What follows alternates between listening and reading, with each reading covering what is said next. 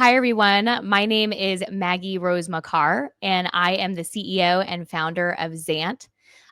We help coaches across the country, business, leadership, executive coaches manage their practice in one place. And then we actually also open that up to founders and executives, helping them get matched with those coaches. So today is a super special show. I'm super excited to bring a couple of my favorite people on to talk about coaching, climbing together, really the people who get you to that next level and that next step on your road to success. So to start us off, I would love to bring up Natalia Rojas. Hi, thank you so much for having me. I'm so excited. Hi, Nat. Hi. Well, I'm Natalia. I'm the co-founder of Two Fit Brands. I started it with my sister-in-law. We're a vegan, keto, gluten-free snack company. We focus on better for you snacks because it's all about what you put inside your body to make you feel better.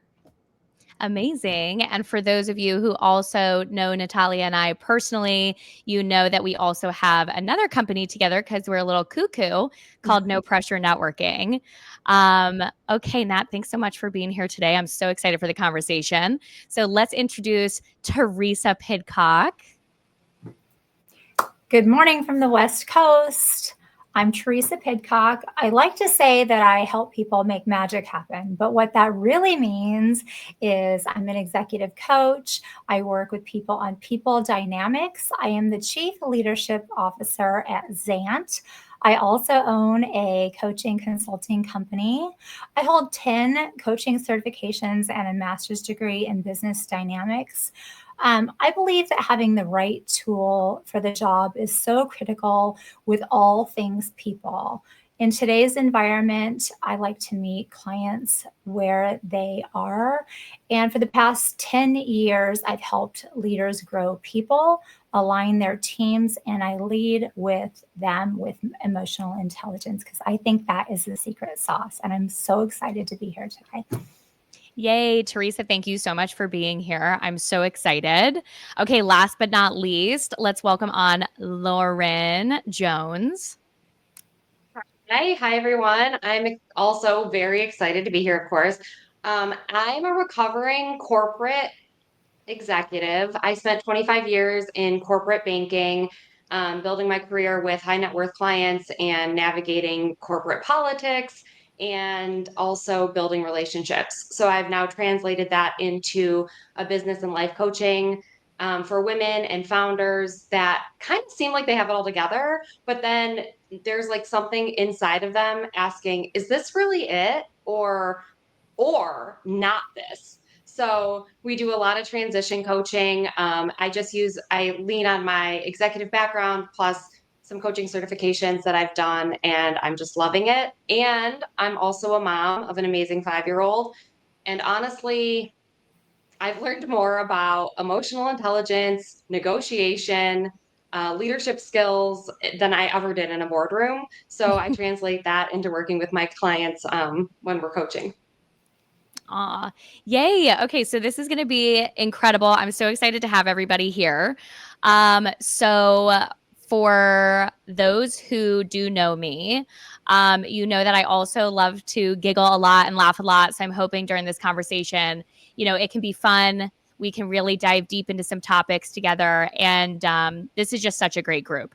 So I want to start off by saying and sharing that Teresa has been working with me as a executive coach actually for the last few years on my journey of, oh my goodness, entrepreneurship, personal growth, building 𝗵, even now building No Pressure Networking and everything else in between. So Teresa has been working with me as an executive coach. She's also become a really good friend of mine. Lauren is somebody who is new to the 𝗵 ecosystem and community. But I've gotten to know Lauren. We share lots and lots of giggles. And Lauren has also impacted so many of our clients on the app so far. And it's just been so wonderful to hear that feedback. Nat, obviously, we not only are best friends, but also have another business together and just like run at the same pace. So with those little intros there, I actually want to dive into everybody's journey of finding and getting to coaching. and really what coaching means to you.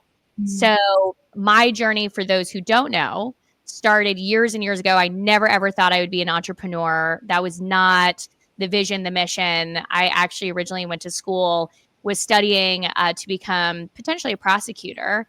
And along that journey, ended up losing a very close friend of mine.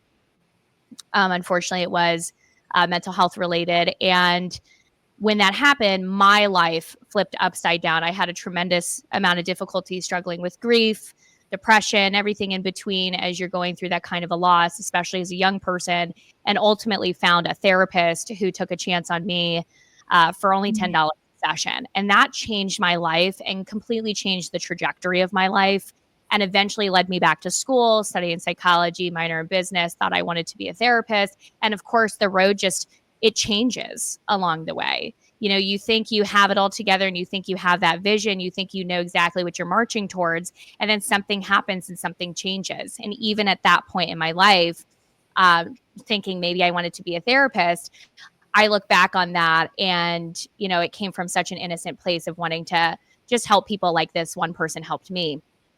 You know, later on, COVID would hit. I had worked in crisis intervention, worked in nonprofit. And then this crazy idea of building an app, you know, ended up coming to fruition. And that's how Xant started. And September 2022, we ended up launching our first version of the app. And the rest is history. You know, I've been on this journey now since 2022. It's been really exciting. But even with my own company, this company is completely different than where I first started. And I actually love that about my company.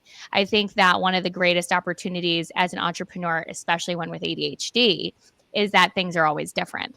So my road to getting to coaching really started in that personal experience and going through therapy and creating this app. And then eventually we opened the app to coaches. And funny enough, we had a requirement for video submissions. 𝗗𝗶𝗴𝗶𝘂 had actually submitted a video to us, and somebody said to me, Maggie, I think I found your coach. Like, I think I found the person you need to work with. And it took me a while. I was like, no, let's get her on the platform. Let's get her situated. Da, da, da, da, da. And then eventually I was like, I have to talk to her. For anybody who watches Billions, I was like, I need to find my Wendy Rhodes. And I felt like I found that with Teresa. So that is how my road to coaching began. And the meaning of coaching has evolved so much for me because it's changed and evolved me, and it's changed and evolved my business. So with that, my road ended up leading to Teresa, and I'm so thankful for that. But Teresa, you have an incredible story behind how you got to coaching. So I would love for you to share that. Yeah, so it's so fascinating because I was working as a regional vice president in corporate America. I was running the West Coast division for a privately held advertising sales company. I had started as an account executive many years prior and worked my way up the ladder. And anybody who's ever worked in sales knows you are either a hero or a zero on most days. It's, you know, feast or famine. And it was good until it wasn't, right? And so you have these times where you're like top of the roller coaster, bottom of the gutter, right? And I loved what I did. I loved our teams. I adored our clients. We made them a lot of money. We were very successful. And as anything in a sales cycle, you could struggle if a client didn't pay their bills. It didn't mean that their ad wasn't working, but you had a lot of things you had to juggle. And being in a privately held company, sometimes you experienced the owners not aligning with your same values. And what that meant was I would stand up in front of our teams at times and say, I believe in you. I'm for you, and let's do this together. And then I'd get a call in the afternoon, and my boss, who was second in the company, would say, effective immediately, these 17 people no longer work for us out of like 32. And that meant I would need to go fire those people immediately when I had just said, I believe in you.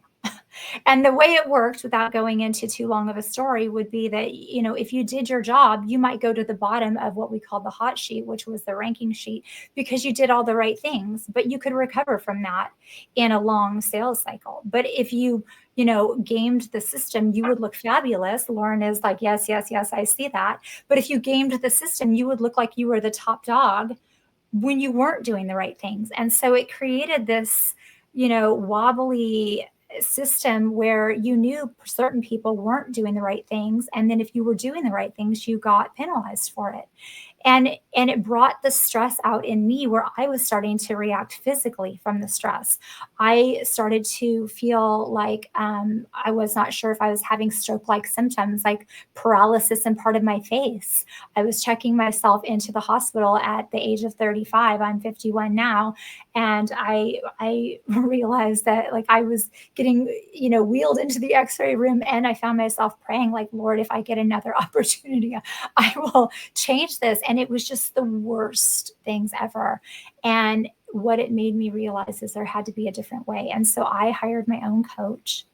And through the process and the freedom that coaching gave me, I realized the whole time I had been teaching, training, growing, and coaching myself for my people. But what I couldn't get past was that ceiling of people who didn't value the same things that I did. So I left after 12 years to create a company that could heal and humanize corporate America. And what that means is I don't believe you have to sell your soul to make money and succeed in leadership and lead with emotional intelligence. And now there are not all bad people, right? Like, this sounds really demonizing. They have some fabulous qualities, but I believe that it could be done a different way. I learned a lot of great things there, but unfortunately I could not personally get past the stress of, you know, being checked into the hospital and really just believing in people to a different And level. how long, Teresa, have you had your coaching practice now? We celebrated 10 years, July 6th. Thank you. Yay! I know. And Congratulations. That's really, so exciting. I mean, that it's been, it's It's been 10 big. years. Yeah, that's a big deal. Thank And I you. know, Lauren, being in corporate America, you also have your own story of getting to coaching. And I feel like this is a common thing. You know, I talk to so many coaches all the time, and I truly believe, like, you don't necessarily go out and say, I want to be a coach. Coaching finds you along the way. Like, I really, truly believe that. So, Lauren, would love to hear your story. My story is very similar to Teresa's on the corporate side. It's a little bit different. I'll kind of speed it along, but I wanted to add a couple things to what she said, which is like, you know, when she talked about going to the hospital or, you know, feeling like physically ill. And I was kind of in that same journey where I was hoping for a diagnosis that would explain where I was. So, and it sucks. Like, if you're out there and you're just like at the doctor and they're like, "Oh, everything's normal." That's like the worst thing you can hear, because you're secretly hoping that you have like something that will let you rest, something that will take you out of the game for a minute without having to explain yourself. Because that's what I believe, kind of, even the founder world, even the corporate America world, there's this like external pressure that we have just like decided to measure ourselves against, when we really need to like go inside. And both Natalia and Maggie, we talk about this a lot. Like, Yeah. let's go inside. Let's lead from there, so that we don't wish that we can take our head off and put it on the coffee table so we can relax for 5 minutes or 1 minute or whatever it is. So yeah, I actually hired a coach also as an executive team lead in 2016. And she told me then, I think you're going to be a coach. It took me 8 years to do it. So if you're out there and you're like, oh, I need to leave my job, or oh, I need to make a change, or oh, I'm literally on the brink of something, because everyone is, it all changes. You can't control it. Sorry. That's like, you know, plot twist. You can't control it. If you're literally on the brink of something, like, you have to know it takes time. And a lot of things, a lot of what I'm working with many of my clients on right now is this idea that is getting some, you know, excitement out there around like slowing down to speed up, taking steps back to go forward, because we don't give ourselves a chance, especially as women, to recalibrate, to like realize, okay, this is our brilliance. Oh, and we also might need a nap or whatever your thing is, or a workout, or healthy snacks, or, you know, whatever it is. So anyway, I'll go back a little. My road to coaching was really, I found myself, I was trained, I grew up in a very pressure focused, stack ranking corporate world. And that's just like what gets you to be very successful isn't what continues, like helps you continue on. So, there's got to be I think, a spot where you're just like, okay, to Teresa's point, there's got to be a better way.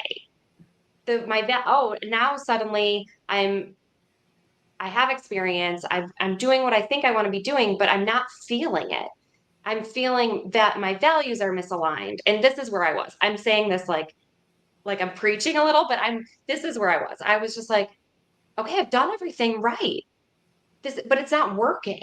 I'm pushing up against the hill every single time.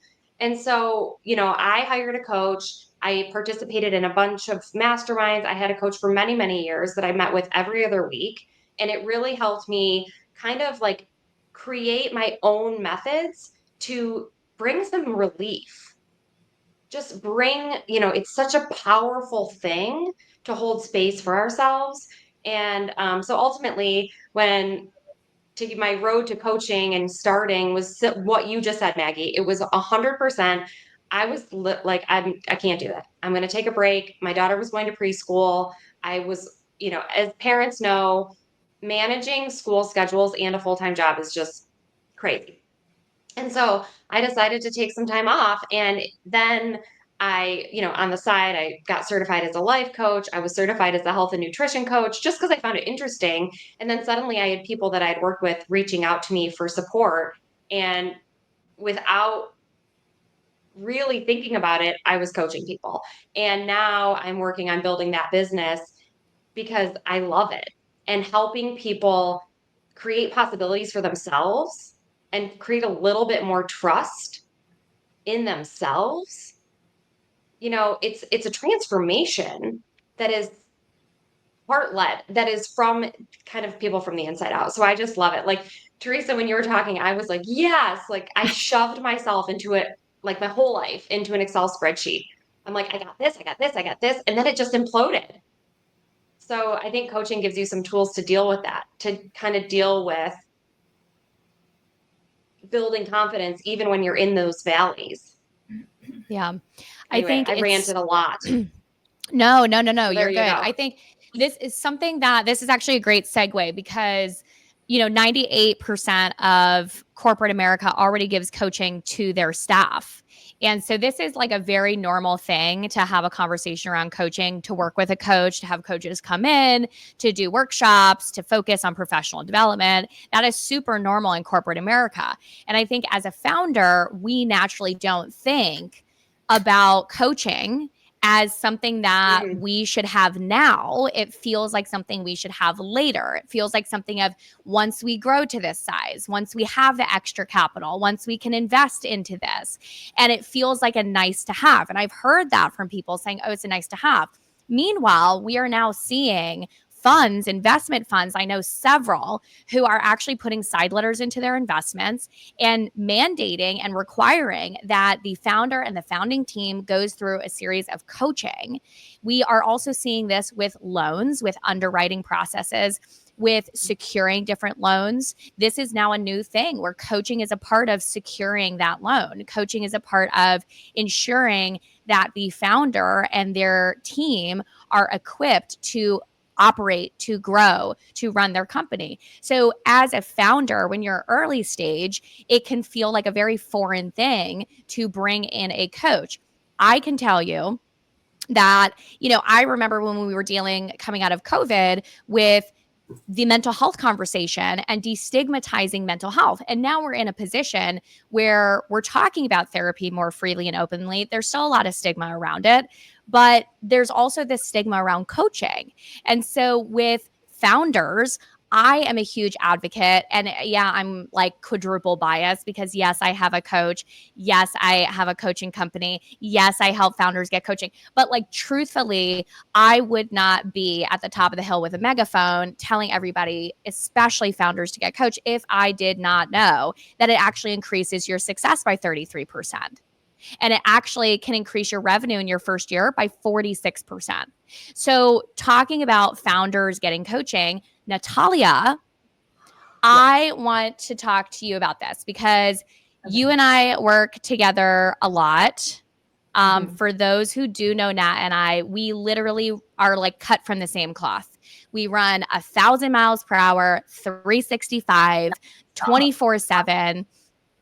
And Nat and I both have our own experiences with coaching, but Nat, you had a journey of actually starting to work with a coach and dealt with that kind of transition as a founder of like getting to a place where you were, as Teresa would say, I can't list them as fast as she can, but stressed out, burnt out, and then blah, blah, blah. She says a bunch of other ones. But like, seriously, you were at that position, in that position, and then ended up getting to coaching. So I want to talk to you about that journey and truthfully, what was that journey like for you? How has coaching helped you? And like, how has your idea around coaching changed? Yeah, well, growing up, I was a gymnast, so I feel like I'm a huge perfectionist. I'm trying to work on that a lot. And I feel like when I first started the company with my sister-in-law, it was very difficult navigating what that perfectionism translated as a founder, and kind of like the control aspect of different things, and kind of learning how to navigate it. And I realized I had this huge wall up, not just when it came to like the business side, but also just like personally, that I had up when it came to like just like emotions. And I think it also stems from because I was always performing. So like no matter what happened, like you had to perform. Like as a gymnast, like you could have, I don't know, fallen, whatever. And I was like, get back up. You got to do it no matter what. So I feel like that really translated in different ways. And I feel as though like throughout my founder journey, it's been something that I've been like working through in different ways. Like I worked with a therapist for a while, and then I started getting into meditation, and I found things that like kind of like peeling the onion in a way, like getting all the layers out, figuring out what I needed to do internally to then translate it to my business, right? And so I feel like that took a while, and I'm still working on that a lot. And I think through meditation and different exercises, I love group fitness, so that's always been a huge outlet for me. I realized that like I kept going through a cycle of like, okay, I'm fine. And then I would get so burnt out. And then I'm fine. And then I'm burnt out again. And I didn't really realize like what that actually meant and what I could do. And I was like, well, I'm meditating, I'm working out, I'm eating, like, and then I was like, but something's going on, until I feel like I kind of just like hit rock bottom in different ways. I feel like when it came to like, I work with my family as well. So I feel like there's different aspects where I would go to them and talk to them about what's going on. And they're very open, and like we could talk about different things. But I think internally I needed to kind of, it kept feeling like I was in a funk and I couldn't get out of this funk. And I feel like no matter what, it kept like translating. And like I'm a very creative person, so I could tell I was like, there's a block, you know? And so I think it was moving 1,000 miles an hour, not knowing how to navigate it, and also realizing that like when I would get burnt out, it was bad. So then obviously like with my friendship with Maggie, I was like obviously talking to her. I was like, I don't know. I feel like I'm in this constant funk. And she was like, why don't you try coaching? And I was like, well, I'm down to try anything. Like I just want to better myself as a founder, as a person, everything. And so when coaching entered my life, I feel like I was able to kind of learn in so many different ways. Like I work with Lauren, and I feel like with Lauren, like we've worked on so many different things, not just in the business, but also like personally. And I feel like with that, there's been so many hurdles that like you're still constantly overcoming, but it's kind of allowing myself to not see the mistakes and like the failures as like these are just ways to learn and kind of give yourself grace to be able to better yourself in different aspects and know how to tackle things later on. So I feel like it's been a roller coaster and I feel like I'm still learning, but I do feel like when coaching entered my life, it really changed in different ways because I was able to kind of see things from a different perspective, like seeing all the pivots that we've had as a company and kind of taking them in and realizing like, you know what, like, how are we all going to tackle this as a team? Like, how can we all put our best foot forward and not let the perfectionism kind of get in the way, even though it still does, you know? But, and I've learned also like through that, how I can communicate like my feelings and what I want to do in a much better way versus kind of holding it in or not talking about it and seeing like what could happen. So I feel like navigating that emotional side where it's like everything's fine when everything's not fine, and kind of going through that in a constant way, but also constantly learning about myself personally, because then that translates obviously with everything that we do within our own companies. Yeah, I think it's super interesting because you said a couple words in there. One that I really want to talk about, which is failure. For me, I grew up with two parents who my dad was an entrepreneur, a small business owner. My mom worked a job and then eventually became a small business owner herself. Some people are like, oh, so you had entrepreneurs in your family. And yes, I did. And yes, there was this level of grit and tenacity that I saw them have. That was an example. But I still, growing up, like wanted to have this route of success. I had trouble in school until high school when I basically just lived in school.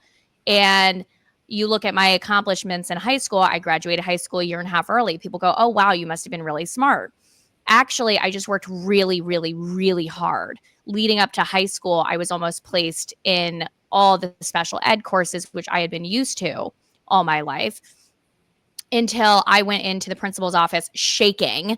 I was never the type of person who stood up for myself or even would approach somebody out of nowhere. Like I was a nervous person, and said I felt like I deserved a shot at taking a different placement test. And very long story short, went back and forth a little bit. He gave me an opportunity. And that principal really, really was one of my first mentors in many ways. And ultimately, I had to work so much harder than everybody else. After school, they would go to whatever they wanted to do. I was staying in school until maybe 8 o'clock at night, still tutoring and working to try to accomplish that goal. So I learned hard work. I was able to understand this concept that I actually could do anything I set my mind to. It just might require a lot more effort, a lot more time, a lot more work than other people. It might not come naturally to me. So imagine that translating. That word translating is so good. Imagine that translating then into later on building my own business. It was, okay, if I am now doing this and I'm also doing this publicly, I have even more pressure on myself to be good and be able to succeed. And so that type of pressure meant that if I did not succeed, I was failing. And that failing, no matter how hard I worked, no matter how much extra time I put in, that failing was really difficult for me to cope with in the beginning of starting my business until I read many books. The Lean Startup is a book I highly recommend to everybody. And what you learn in that book and what you learn in your journey of entrepreneurship is that you actually want to fail, but fail really fast. And you want to fail fast so that you learn from it, you pivot, because that failure as an entrepreneur is actually data. You are learning. There's so many good nuggets here. There are so many good nuggets. I don't want to interrupt you, but I'm having such a hard time between both. Go, jump in. Listen, Maggie is like, okay, there she is. Now Welcome, this is like 𝗗𝗶𝗴𝗶. a coaching session. I'm Welcome. so sorry, but I just have to pull out some of these nuggets, ladies, because first of all, some of the things, let's reverse here to some of the things that Nat just said, as far as like peeling back those onion layers and the blocks that you had. This is literally the essence of what coaching is, right? So many times as women in general, we are almost from birth. And I hate to say this, but almost from birth, women are raised, and I have 5 children. I don't think I mentioned that. I have 4 sons and a daughter. And unfortunately, I have to tell myself, because of how I was raised, I raised my children this way too. We teach our children, our sons, like, go out there, jump in the middle, be involved. And we teach our children, our daughters, like, hold back, wait your turn, ask for permission. And it's not that we don't want our sons or our daughters to have manners and good etiquette. One of my certifications is etiquette, but at the same time, we give them the wrong messages, right? Coaching is all about evolution. It's all about peeling back those onion layers. It's all about ditching the ideas of perfectionism and failing forward, failing fast, falling down and standing back up. And carrying, especially as women, the invisible workloads of women, whether it's known or unknown, it's in our minds. When is the next birthday party? When is the next appointment? When is the next holiday? What do I have on all of those computer tabs that are open? And sometimes we know this is happening, and sometimes we don't even know, whether it's a partner, a friend, a parent, a child, a spouse, a coworker. Are they feeling well? They were sick. What do we have to do? Dry cleaning, like pet appointment, like all the things that society has ingrained in us, that family of origin expects for us. And we juggle all these balls and we wonder why we're exhausted. We wonder why we are numbed out, checked out, burned out, stressed out. That's what you were There it talking is. about earlier. Peace out. There it is. There What it did is. you say? Lauren, I didn't hear what you said. Oh, I just said peace out.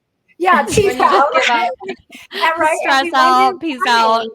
Bye. And then depending on your age, you're either like, okay, why aren't you married? Why haven't you had children yet? Why aren't you in a relationship? Or if you're older like me, it's like, okay, maybe you're experiencing perimenopause.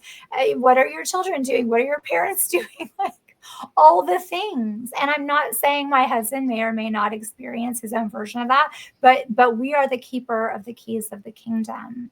And then we wonder why our adrenaline spikes for no reason. And we wonder why all the things.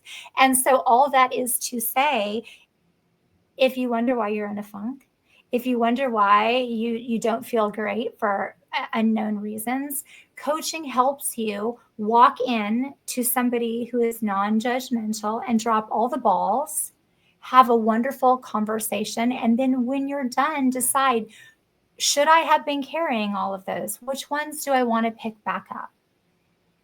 Yeah. And half of the time, most people don't know when. Like, it's too late.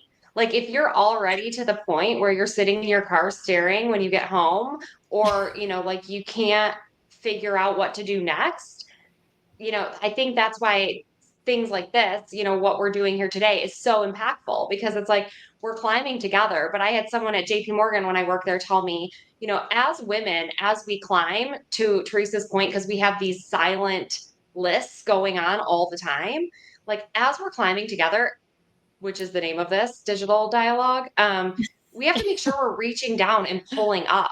Yes. Like, Yes. I think that's what Maggie's whole thing, and like what Maggie and Natalia do together on their networking, like it's all about reaching down to women. And that's why I love this idea of coaching. Like, I always thought I would go back to a corporate job, and all of a sudden I'm like, oh, here. And to Maggie's point about founders, and Natalia, you said this too, like, working in your business and working on your business.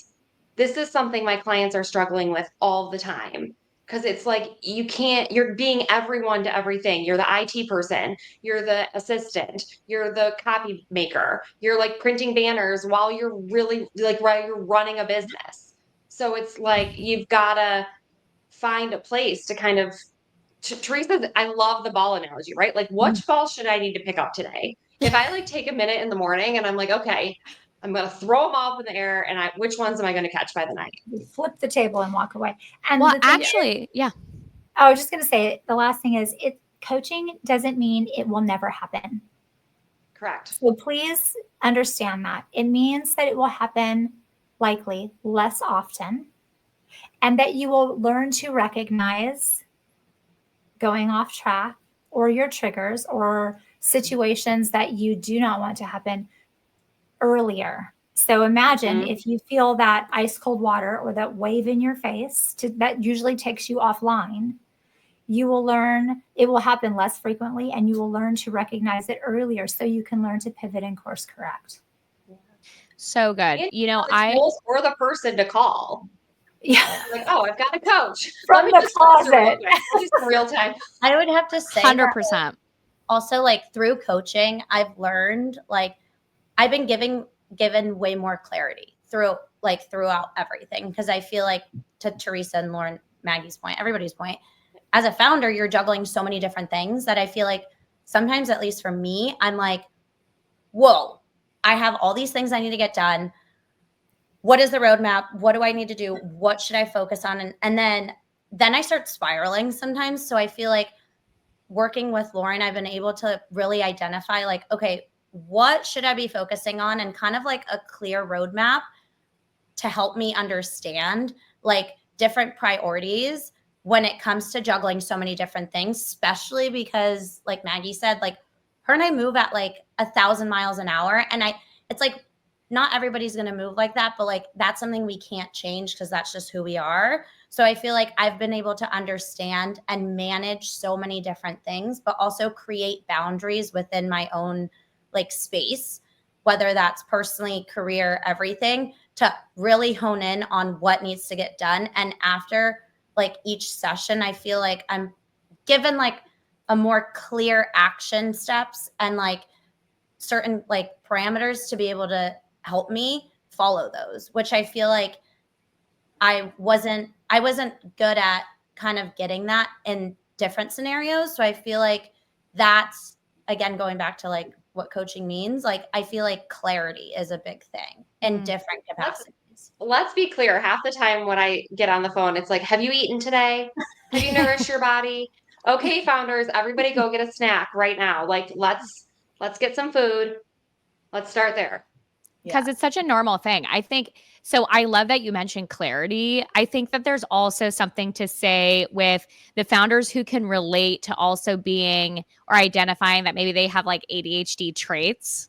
This is a real thing. Like, I used to never, like, talk about, people used to say all the time, Maggie, I think you're ADHD. And I would be like, no, absolutely not. Like, that's not a thing. If you know me, then, like, you know that you probably looked at me and rolled your eyes. But now that I've embraced it, I've learned certain things about, you know, the speed at which I work and the clarity that I need. And something that Teresa and I have worked on, which I love, is this, like we all as founders talk about wearing a million hats. And sometimes I do think that becomes more of an excuse of, like, oh, well, I'm wearing a million hats. And, like, we all feel that. That's not me trying to bash anybody who does it, because I've said that.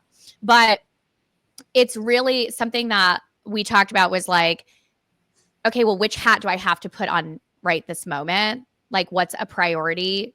And put that hat on. And that's the hat you're focusing on in that moment. So when I feel jumbled and all over the place and I need clarity and I have so much going on, my to-do list is piling high, there's just too much, not enough hours in the day, I will actually stop myself. And Teresa, I don't even think I've ever told you this, but I literally have held on to that. And I stop myself and I go, okay, which hat do we need to put on right now? And I will put on that hat. And sometimes I give myself a timer. Like, sometimes I'll put a timer on and say, okay, I'm going to put this hat on for 2 hours.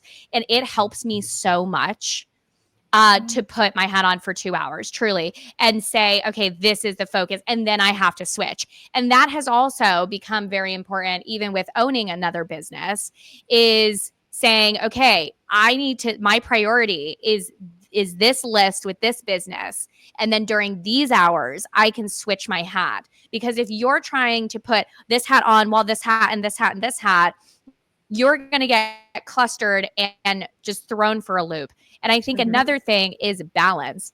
one of my Hold on, wait, can we favorite go back to the hats quotes real quick? ever is, Wait, yeah. Maggie, before you move, can we go back to the hats? Like you guys, I've worked with her quite a bit. She actually physically wears hats sometimes. She Like does. I do. I want to I talk have, about well, this. I have a You hat that collection. bucket hat. Where's the bucket hat? Actually, I don't know. I have to go find my bucket hat. But I do have a hat Okay, collection. go. This is true. So it is a joke. No, I think honestly, balance, something that's like so true is that, and maybe like if you guys think differently about this, you tell me. I've heard it from some of the most incredible people in this world. When you are a entrepreneur, balance just doesn't exist. Like work-life balance does not exist. However, you can find the tricks that work for you. You can find the things that work for you. You can learn, like somebody earlier said, where you're derailing, when you're derailing. You know, this is not, hey, I'm going to work with a coach and now I'm never going to be burnt out again. Yay. This is like, no, I'm for sure going to be burnt out because I'm building something incredible. But Yeah. I need to learn what those signs are and what I need to do to help myself either prevent that or help myself through it. And I think just to plug like a very funny little plug, Angelina Jolie did an interview and she was like, they were like, what's your advice for like going through grief and dealing with these things? And she was like, you literally cannot do anything but go through it. And I've also heard other people say going through it means that there's a beginning and an end. You're going through it, you're closer to the end the more that you go through it. And I think eventually we look up and realize, wow, we've actually bettered ourselves. We've figured things out. We created systems. We can operate differently. We are really actually succeeding. So I'd love to know your opinions on that. I was just gonna say, I feel like coaching helps people improve how to function in those moments. It's like how to reconnect with the joy when you're rebuilding the life that you honor, but it's where you've been, whether it's the grief or the hard times or like the beating yourself up. Like I talk a lot about, I mean, everybody knows, everybody has this voice inside. And it's like, no, you can be quiet now. Why don't you go sit in the corner? Like you're just my voice. And like one of the tricks I use for me is just like I make it say hello. Like if I'm really beating myself up, if like you're not good enough, you didn't do that right, you need to call this person. It's like, whoa, just make my voice say hello. And then I'm like, okay, thank you. Thank you for trying to protect me. You can go sit down now. I'm going to move forward. What you just said is really important. I think our inner voice or our inner critic is there to protect us. And where it comes through a lot is judgment. We think it's judging and condemning, and that's not untrue. But if we try to reframe that and realize that it's there to serve in protection, I like to envision like, you know, this little lizard running around like inner critic, mayday, mayday, mayday, red alert, you know, panicking. And then realize that its primary function of service is protection. Then we can look at it with different eyes and go, okay, yes, I appreciate you. I'm good. I acknowledge the Mayday red alerts, some, you know, signals, and I've got this, but thank you. And then you move forward. It kind of like calms your central nervous system. And, you know, to what Maggie was just saying, as far as balance, I think that when you find what works for you, and you have to know to stay in seasons. We're all going to have seasons. Like if you envision the holiday seasons a little chaotic all the time, right? But really make yourself stay in seasons, and pulses and pushes don't live there. Because what starts as a season or a pulse or a push, lots of times we can get stuck in that becoming our new norm. And that's where we become, you know, we get into the danger zone. And that's not good for us. So true. I think also, you know, we have a lot of founders who, at least for Xant and also for No Pressure Networking, we have a lot of founders who might be listening now. We have founders who might tune in later and listen to this. So I want to talk about advice for founders specifically. Like what can we give founders who might be listening? I know for me, I wrote down a couple things as we were talking. One of them was like code words, which kind of goes along with this, like have your voice say hello. I think I have some really fun like code words and things for my friends. I also, oh my goodness, I am forgetting his name, but there's somebody who I follow online who's pretty famously known. So for those watching who also follow him, you'll know exactly where this is coming from. But the 8-minute rule, when somebody, a friend of yours, is maybe in distress or having a hard time, whether it's mentally, physically, going through it, dealing with things, you have your friend, you have this rule between your friends, which is if you are going through it, you're having a hard time, you're struggling, never feel like you're interrupting me. Text me, do you have 8 minutes? And if you do that, then scientifically having 8 minutes of a conversation with a friend can actually help pull you out of situations that you're in, depressions that you're in, sadness. It's not going to randomly flip the switch, but it will help. And so I do think that having code words, having emojis, having like little things, and having your group of people, especially as a founder, like have that person. Like with Nat, I can be very transparent with her and we can talk about things and say like, I'm fuzzy today. I'm not feeling great. I need 10 minutes. Like, can we just chat? I need silence.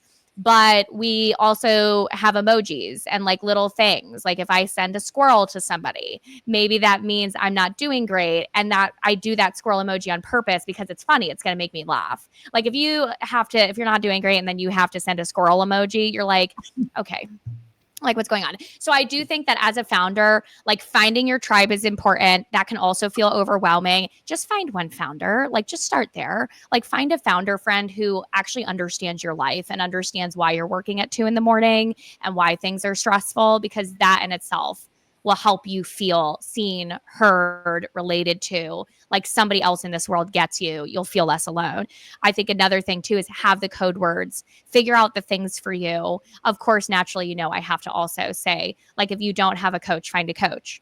I mean, with Xant, we do give up to 3 free sessions. So for anybody who is interested in coaching, please contact us. You can email us at support@xant.app or go to our website, getzant.com. There it is. And yep, there it is. And truthfully, like let us set you up. It doesn't cost you anything. It could really change things for you. So those are my little snippets. I hope it's helpful for people. I'd love to go around as we start to close out and just hear from everybody else. What else can we give to the founders who are listening, or for just those in general who, might be questioning whether or not they want to become a coach, work with a coach, or they're just on a journey? I would The thing say that is coming up for me to share just real quick is just about, like, we talked a lot about therapy and coaching. So I think it makes sense. Like one of the like rules of thumb I use that's really quick, and there are a lot of benefits of therapy and there are a lot of benefits of coaching. But if you find yourself like when you're in it, when you're stuck and you're just repeating the past and you're stuck in this past circle, it's like in your dreaming of like what you could have done better. That for me is a therapy need. That is like, I need to untangle my past. I need to deal with things. I need to like focus on some childhood wounds, whatever that is. But if you're sitting there and you're just like, I just don't know how to move forward. I have this big dream. I need to really access my true wishes about what's next. I want to make a plan. Like, so if you're dreaming forward, that's when a coach comes in and can really hold space for you to get that confidence and to get that clarity, so that every time you're in a decision making role or you're looking to move forward, you trust yourself enough to show up and like be who you want to be in every single room. So like that's kind of how I think about it. If you're like dreaming backward, you're trying to untangle past, therapy. If you're like, I'm going forward, I'm going to trailblaze this, I just need some support here, that's where a coach can be really helpful. Amazing, Lauren. Nat.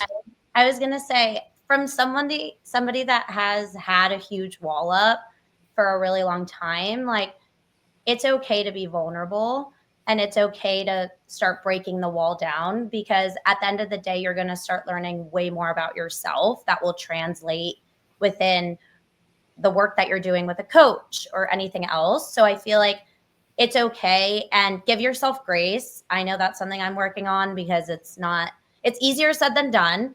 But also another thing that I've done that has helped is like, I love to journal because it lets everything, it's like I'm just dumping everything out. Even sometimes when like I want to let feelings out, I will literally like grab the paper and throw it across the room. So like, let yourself feel emotions, because the more you suppress them, the harder it is to work through them.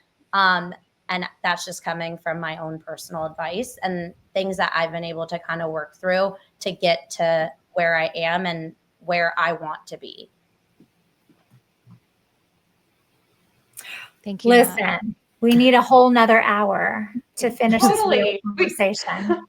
I like to say that if you're feeling unwell, you really need a therapist.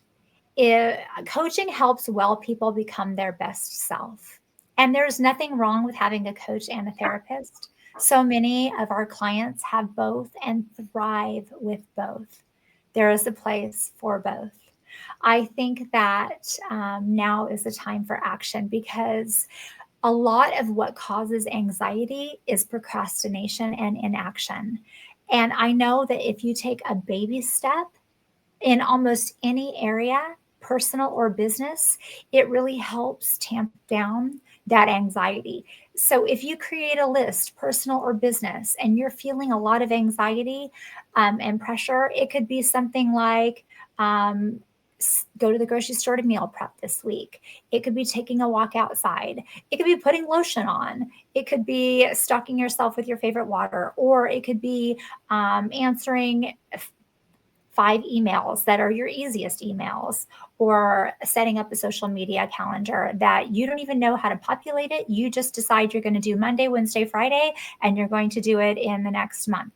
Pick your easiest, lowest hanging fruit, but take some action, because our brains like to move the goalpost on us and make mountains out of molehills. So my challenge to you is to take action in 2 or 3 different areas and make it the lowest hanging fruit, and see if it's not true, but I know that it is, that your anxiety will start to feel better. And before you know it, it's already July 15th. I mean, am I the only one that's horribly shocked by that? Before you know it, it's going to be back to school, fall, the holidays, and the New Year's. And so give yourself the gift of coaching with those free sessions, and you will feel so much better, because life is truly a marathon, not a sprint. And you owe it to yourself to honor yourself and feel better. You really do. This life is not easy. It's only getting harder in some areas. But when you learn to honor your own North Star, you already have your own answers. Peel back that onion layer and find them. Amazing. I think Maggie might have frozen. Oh, I think she froze. I think that's like amazing advice. I feel like there's so much. Amazing. Thank you so much, Teresa. Thank you so much, Natalia, Lauren. It's